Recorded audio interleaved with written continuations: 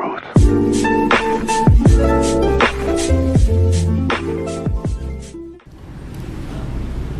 Assalamualaikum warahmatullahi wabarakatuh. Nahmaduka Allahumma ala ni'amika al-jammati alayna zahiratan wa batinah. Wa nusalli wa nusallimu ala rasulika wa habibika Muhammad ibn Abdullah wa ala alihi wa sahbihi wa mawalah. Asyhadu an la ilaha illallah wahdahu la syarika lah wa asyhadu anna Muhammadar Rasulullah la nabiyya wa la rasula ba'dah. Wa ba'du fa ya ibadallah fa inni usikum wa nafsi bi taqwallah. وقد قال سبحانه أعوذ بالله من الشيطان الرجيم بسم الله الرحمن الرحيم يا أيها الذين آمنوا اتقوا الله حق تقاته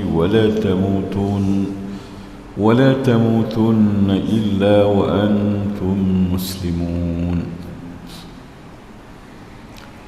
يا أيها الناس اتقوا ربكم الذي خلقكم من نفس واحدة وخلق منها زوجها وبث منهما رجالا كثيرا ونساء واتقوا الله الذي تساءلون به والأرحام إن الله كان عليكم رقيبا يا أيها الذين آمنوا اتقوا الله وقولوا قولا سديدا يصلح لكم أعمالكم ويغفر لكم ذنوبكم ومن يطع الله ورسوله فقد فاز فوزا عظيما.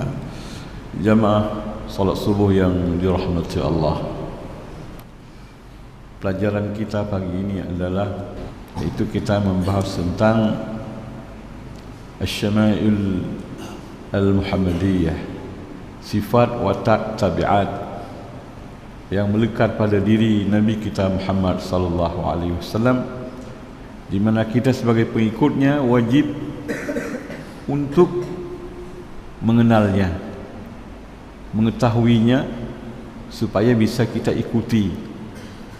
Kalau kita Nabi itu qudwah, ikutan, contoh teladan yang wajib kita ikuti, nah, supaya kita tahu mengikuti bagaimana, wajib pula kita mempelajari bagaimana sifat-sifatnya. Kalau tidak tahu bagaimana mau kita ikuti. Nah, kalau salat wajib, supaya salatnya sah harus berwudu. Ya. Kalau tidak ada wudu, salatnya tidak sah. Harus tahu syarat dan rukunnya supaya kita bisa salat. Jadi kalau kita mau ikut Nabi, kita harus tahu, harus makrifah kita kepada sifat-sifatnya, tabiatnya. Baru kita nanti makrifah, mengenal Islam, mengenal Quran, dan mengenal manusia dengan benar. Nah, istilah-istilah ini kita gunakan makrifah karena kita mempelajari untuk mengetahui.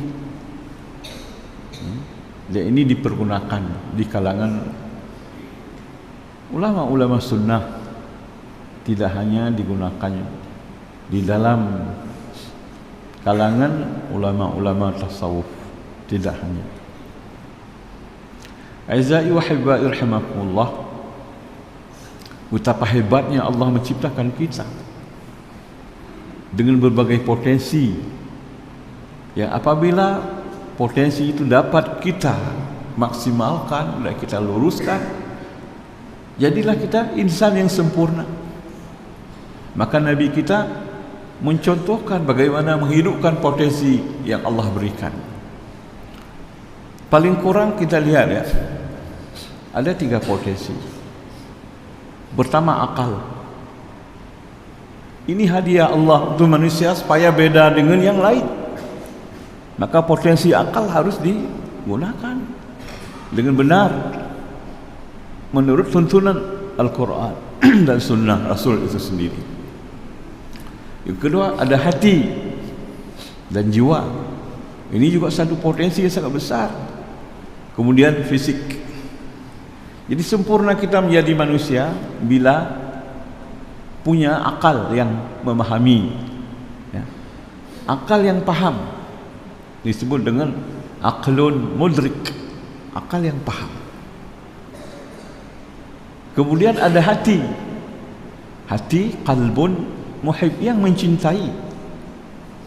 Yang ketiga ada jasadun, ada badan kita ini yang bergerak, mutaharrik.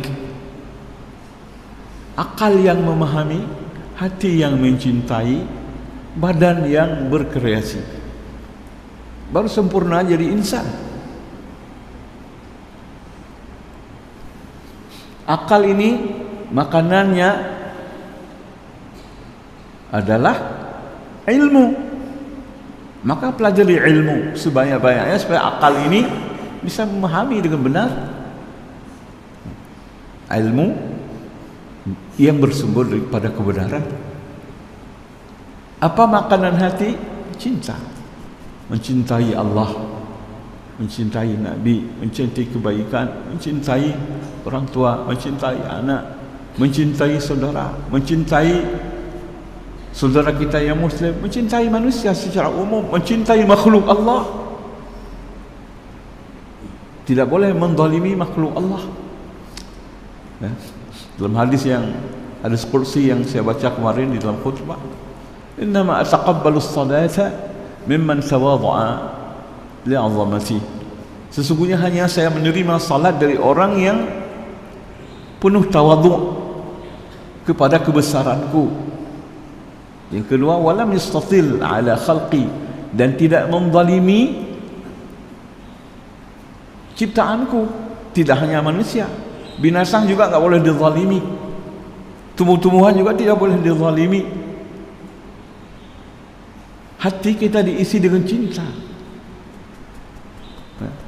bukan dengan kekejaman, bukan dengan kekerasan, bukan dengan kebencian.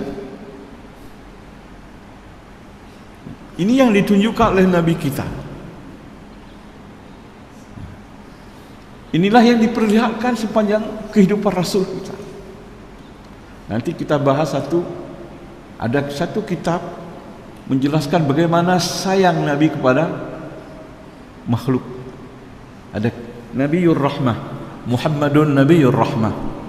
Nabi Muhammad itulah Nabi Rahmat kepada anak-anak, kepada orang dewasa, kepada orang tua, kepada anak laki-laki, kepada perempuan, kepada orang yang alim, kepada orang awam, kepada rakyat biasa, kepada budak, semuanya dalam keadaan aman, dalam keadaan perang.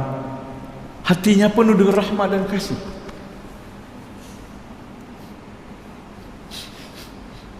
A'izza'i wa hibba'i rahimakumullah.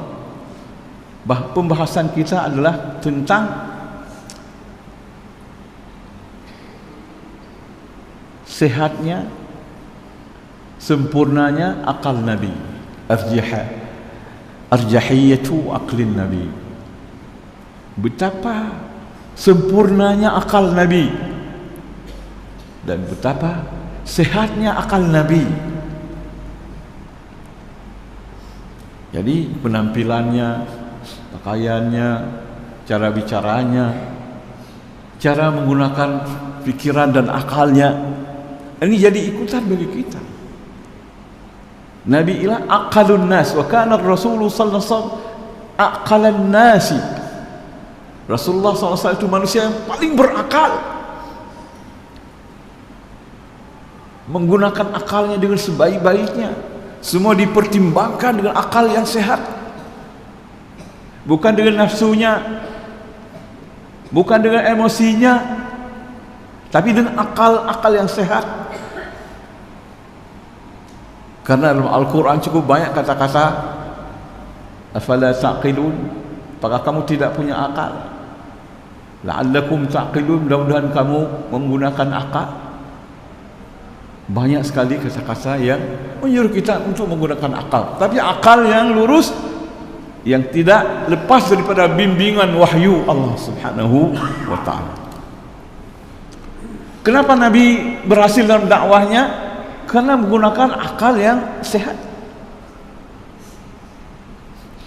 sehingga beliau berjalan di atas tuntunan Allah. Coba kita lihat, ud'u ila sabili rabbika bil hikmati wal mau'izati al hasanati wajadilhum billati hiya ahsan inna rabbaka huwa a'lamu biman dhalla an sabilihi wa huwa a'lamu bil muqtadin. Surah An-Nahl ayat 125.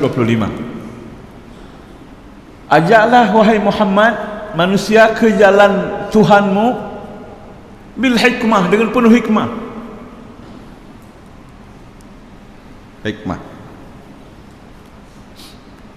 Wal mau'izatil hasanah, dan dengan nasihat dan advis yang baik. Wajadilhum billati ihsan, dan berdialoglah kamu dengan mereka dengan cara yang paling sopan. Billati hiya ahsan, dengan cara yang paling sopan. Bagaimana sopan? Penuh dengan akhlak. Kita menghargai orang yang berdialog dengan kita, dengan kata-kata yang baik, dengan fikiran yang waras, dengan logika yang lurus, dengan cara yang terang, jelas. Bil hiwaril mantiqi, dengan dialog yang masuk akal. Wal latifi, dialog yang lembut. Wal wadhihi, dialog yang jelas. Itu keberhasilan Rasulullah SAW, karena Allah menuntun beliau demikian. Maka banyak orang berdakwah dengan cara yang tidak hikmah, maka gagal. Termasuk mendakwahkan sunnah dengan cara-cara yang kasar, mencela, memboikot, memfitnah orang karena gegabah, karena menurut dirinya inilah cara yang paling benar, dengan memboikot orang, dengan memfitnah orang. Untuk apa kita berdakwah seperti ini? Contohnya dari mana? Oh, itu sunnah. Oh, aku nggak mau seperti itu. Jadi orang jadi benci kepada cara-cara orang sunnah karena nggak mengikut aturan, tidak menggunakan akal yang benar seperti itu Rasul. Dengan nasihat, bukan dengan celaan. Dengan dialog, nggak ada dialog, nggak ada apa-apa.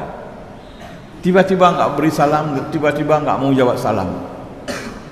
Bedanya sedikit aja. Kemudian Rasulullah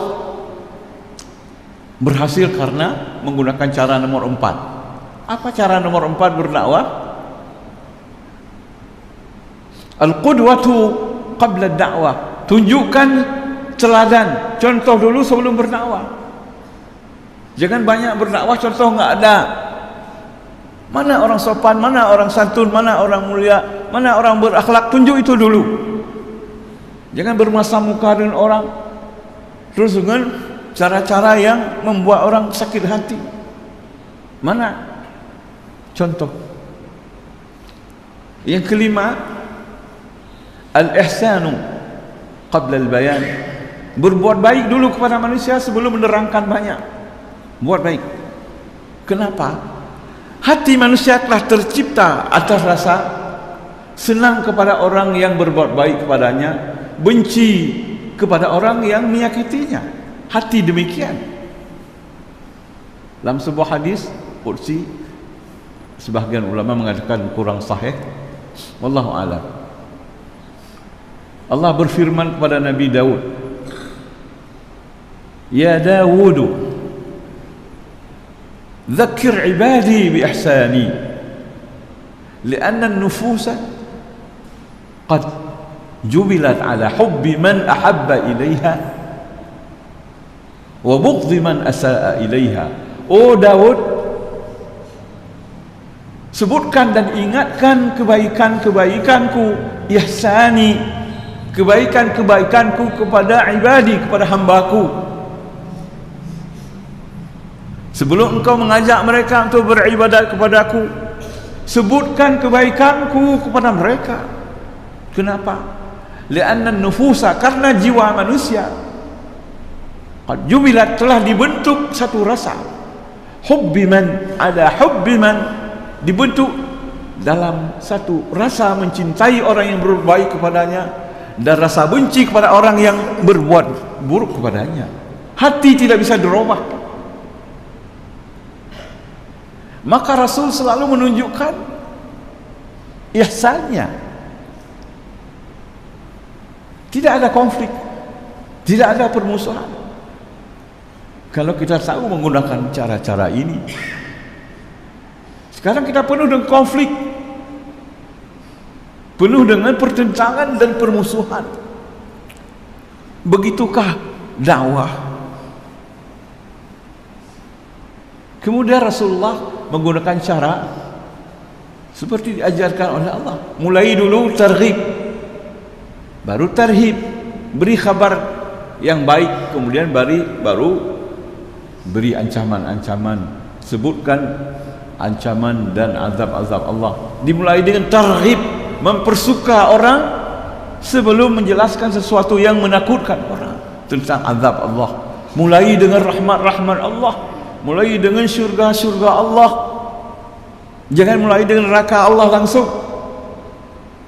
Mulai dengan targhib sebelum tarhib. Mulai dengan taisir, memudahkan, jangan taksir, memberatkan dulu. Ajak dulu salat biasa, setelah itu salat sunat, setelah itu baru salat qiyamul lail, salat tahajud. Baru kenal Islam langsung tahajud, 2 minggu tak mau lagi. Mulai dengan yang gampang-gampang, yang mudah-mudah. Kemudian Nabi menggunakan cara yang paling jitu juga dalam dakwahnya. Apa? Mukhatabatul aqli wal qalbi ma'an.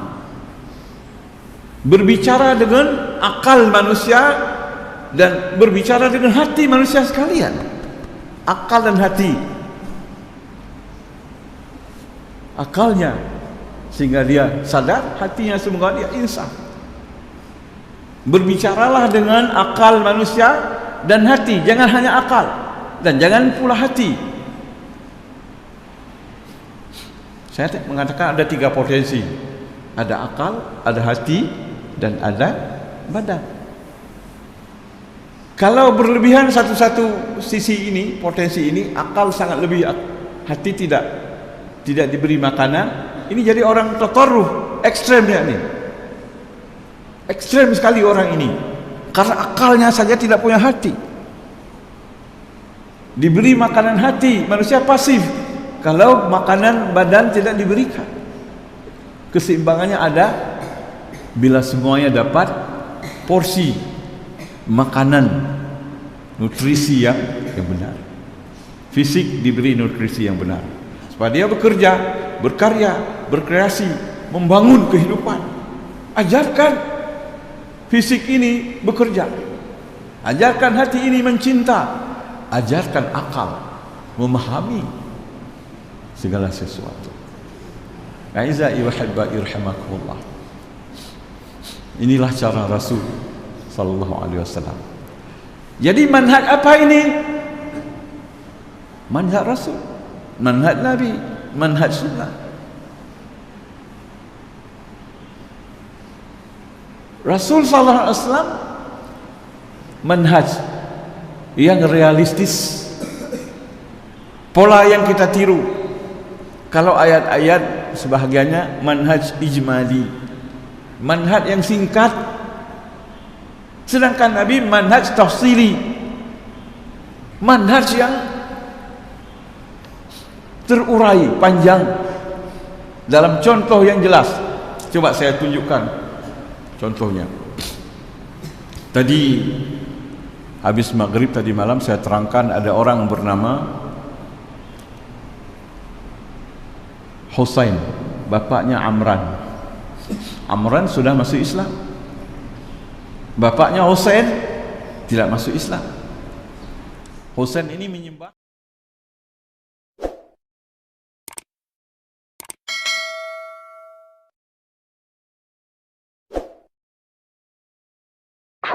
Truth.